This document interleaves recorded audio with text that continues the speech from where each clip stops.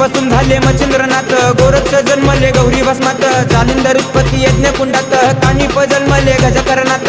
अलख निरंजन नवनाथाय नमः, अलख निरंजन नवनाथाय नमः, अलख निरंजन नवनाथाय नमः, अलख निरंजन नवनाथाय नमः.